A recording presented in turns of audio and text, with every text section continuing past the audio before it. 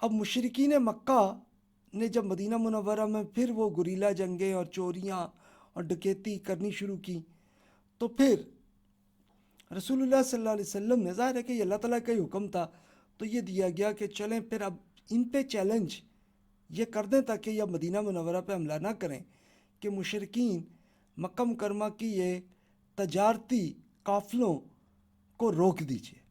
یعنی اب معاملہ کیا تھا کہ مدینہ منورہ سے تقریباً 150 کلومیٹر دور تک ایریا تھا ایک خاص بدر کا، یہاں سے مکہ والے یہ بزنس کے لیے فلسطین جایا کرتے تھے، تو ان کو ہی روک دیں تاکہ یہ لوگ ایسی حرکت پھر مدینہ منورہ پہ یہ ڈکیتی نہ کریں۔ ایک تو یہ حل کیا۔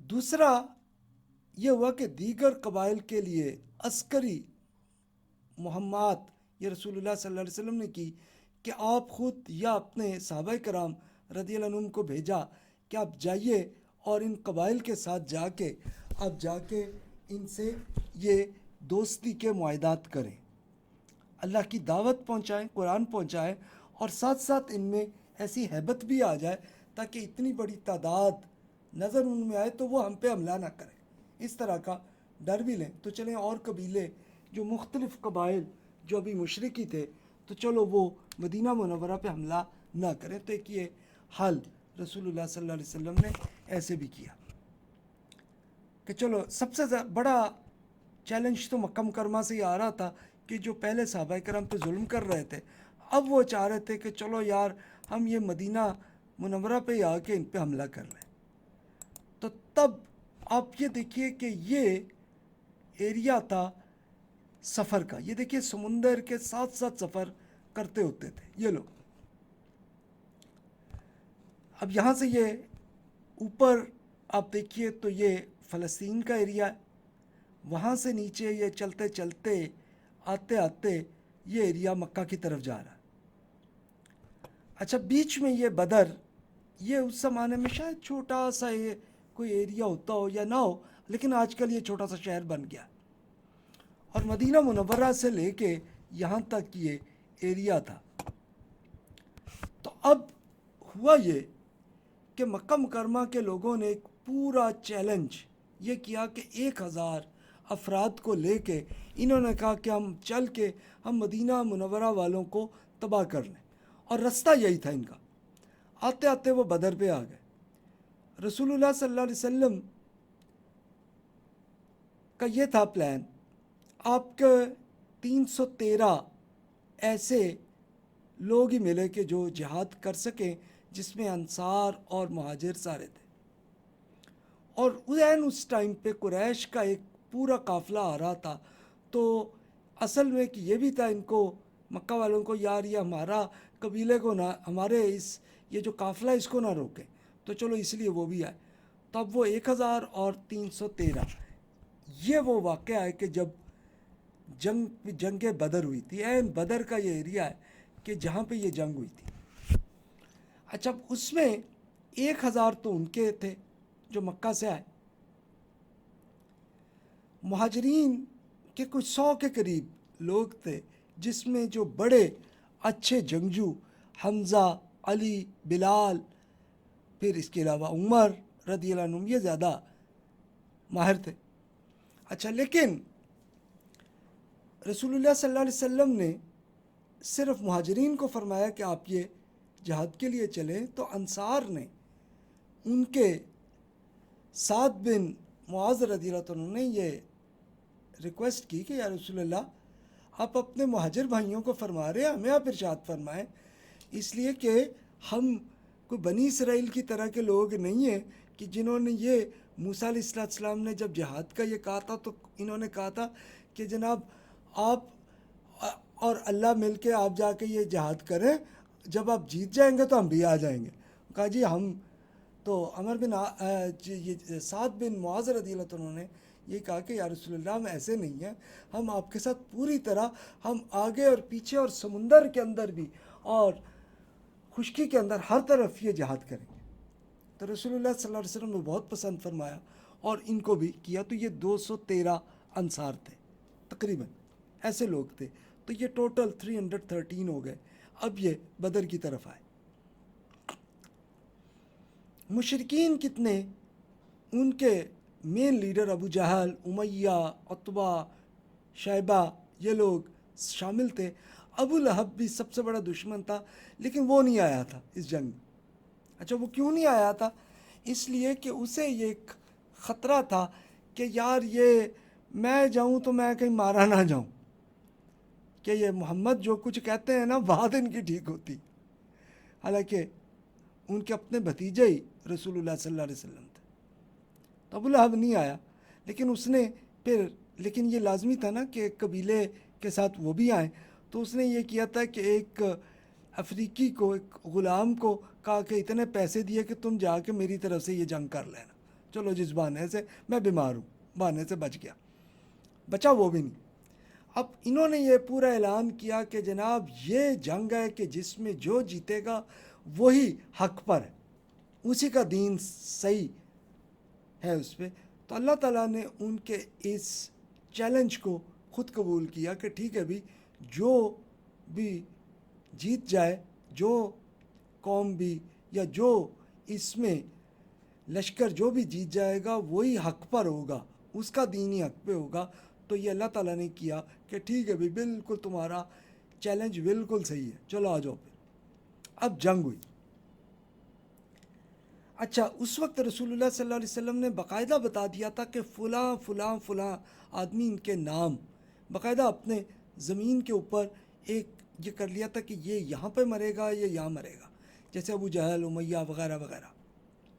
لیکن دو افراد ایسے تھے، خود یہ عربوں کے تھے، مشرکین کی ایک لشکر میں تھے، ایک ابو البختری اور ایک عباس رضی اللہ عنہ، کہ یہ دونوں کے بارے میں رسول اللہ صلی اللہ علیہ وسلم نے یہ بتا دیا تھا صحابہ کرام کو، ان دونوں کو آپ نے قتل نہیں کرنا. وجہ کیا؟ کہ یہ اپنے دل سے یہ دونوں ایمان لائے تھے. عباس رضی اللہ عنہ رسول اللہ صلی اللہ علیہ وسلم کے چچا تھے یہ بھی، اور وہ رسول اللہ صلی اللہ علیہ وسلم کو خط کے ذریعے پوری انفارمیشن پہنچا دیتے ہوتے تھے سیکیورٹی کی سچویشن میں، کہ جناب یہ جنگ کے لیے یہ پلان کر رہے ہیں، ان کی پوری پلاننگ بھیج دیتے تھے. ابو البختری رضی اللہ عنہ یہ بعد میں ایمان لائے تھے. انہوں نے یہ کیا تھا کہ جب یہ ہوا تھا کہ جب رسول اللہ صلی اللہ علیہ وسلم کی پوری فیملی پہ جب یہ سب نے قریش والوں نے یہ معاہدہ کیا تھا بھی ان کو ہم بائیکاٹ کریں گے، تو ابو البختری صاحب تھے کہ جنہوں نے اس پورے کو ختم کروایا تھا. تو رسول اللہ صلی اللہ علیہ وسلم کو یہ اللہ تعالیٰ کی طرف سے ان کو یہ معلوم تھا کہ بھی یہ اچھے دل کے ہیں تو آخر ایمان لے آئیں گے، اس لیے ان کو بھی آپ نے ٹارگٹ نہیں کرنا. تو یہ ہوا. اچھا اب ہوا کیا کہ اس کے ساتھ جناب جب جنگ ہوئی تو سارے لیڈر مارے گئے. ابو لہب وہ جنگ میں نہیں آیا تھا، لیکن اللہ تعالیٰ نے وہ یہ کیا کہ اس کو ایسی بیماری لگا دی کہ وہ خود ہی مارا گیا اسی ٹائم. اور یہ ایک اس کو کہا جاتا ہے کہ الفرقان، یعنی یہ فرقان، یہ قرآن مجید میں آیا کہ بھی یہ ایک اللہ تعالیٰ کی طرف سے ایک باقاعدہ یہ ایک جزا اور سزا کا معاملہ تھا کہ یہاں ان کے لیڈرز کو ایک سزا کے طور پر مار دینا تھا. اور اس میں جیسے مثال کے طور پر حضرت علی، حمزہ، بلال، عمر، ابو بکر رضی اللہ عنہم سب نے ان کے لیڈروں کو مارا. یہاں تک ہوا معاملہ. کچھ اور جو صحابہ کرام تھے انہوں نے بھی یہ کیا، ہر ایک نے اپنے قریب قریب کے جو بھی رشتہ دار تھے ان کو مارا. یہ حال ہوا تھا. اور بلال رضی اللہ عنہ نے اپنے امیہ جو ان کا آقا جو ہوتا تھا، جو بلال رضی اللہ عنہ پہ بڑا ظلم کرتا تھا، انہوں نے پھر اسی کے ذریعے اس کو مارا کہ اس کو نہیں چھوڑنا. تو یہ ہوا معاملہ. اب اس سے کیا ہوا کہ پورے قبائل پہ ایک بڑی ایک طرح کی ایک آ گیا کہ جناب یہ تو بہت بڑے طاقتور ہیں، کہ دنیا کے یعنی دنیا سے مراد کہ ان کے عرب کے علاقے کے سب سے بڑے مضبوط جو قبیلہ قریش تھے ان کو مار دیا، تو اس کا مطلب ہم بھی جا سکتے ہیں. تو مشرک قبائل بنو سلیم اور بنو ثعلبہ بنو محارب، یہ اور قبائل تھے جو مدینہ منورہ کے مختلف ایریاز میں تھے. ان پہ رسول اللہ صلی اللہ علیہ وسلم نے حضرت زید بن حارثہ رضی اللہ عنہ کے ذریعے ان کو بھیجا کہ آپ جائیے اور ان پہ ایکشن کر لیں. ٹھیک ہے، چھوٹی موٹی جنگ بھی ہوئی، لیکن یہ سب لوگ پھر خود سرنڈر ہو گئے. تو جنگ بدر کے اثرات یہ ہوئے کہ مختلف قبائل پورے عرب کے لوگوں پہ یہ پوری ایک طرح کی ایک غیرت جو تھی ان میں، لیکن اب ان کو محسوس ہوا کہ جناب یہ تو اب ہمارے خلاف ہی کچھ معاملہ ہونے لگا. ڈر گئے، چلو جی ڈر گئے. لیکن مکہ والوں میں کچھ تو ڈر گئے، لیکن ان کے لیڈر سارے مارے گئے. اور اب ان کے جتنے وہ لوگ کہ جنہوں نے مکہ مکرمہ میں صحابہ کرام کو بہت تکلیف دیتے رہتے، وہ سارے مارے گئے. لیکن جو بچ گئے تو یہ وہ لوگ تھے کہ جنہوں نے مکہ مکرمہ کے دوران کوئی بدتمیزی اور کچھ ایسا نہیں کیا تھا، وہ بچے تھے.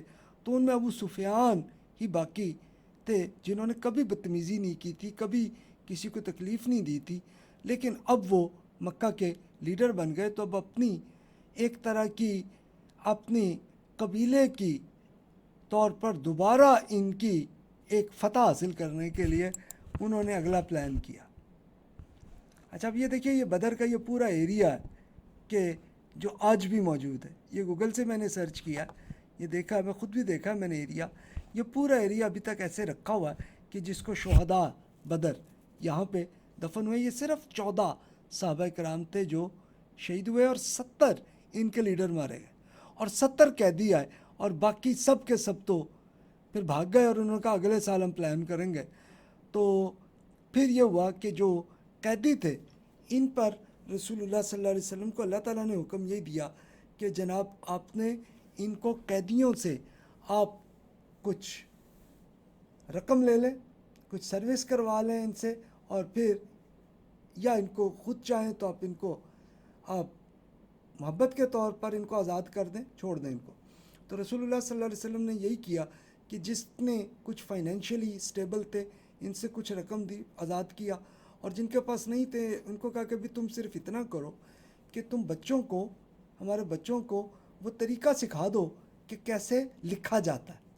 مدینہ منورہ کے انصار کے جو لوگ تھے ان کو لکھنا نہیں آتا تھا، تو چلو ان کو لکھنے کا طریقہ آ جائے بچوں کو، تم اتنا کرو اور پھر آزاد ہو جاؤ. تو وہ ایسا ہوا کچھ عرصے کے لیے، کچھ ماہ میں وہ سب چلے گئے. تو یہ تو بدر کے اثرات تھے. اب اگلا چیلنج آیا، جنگ احد.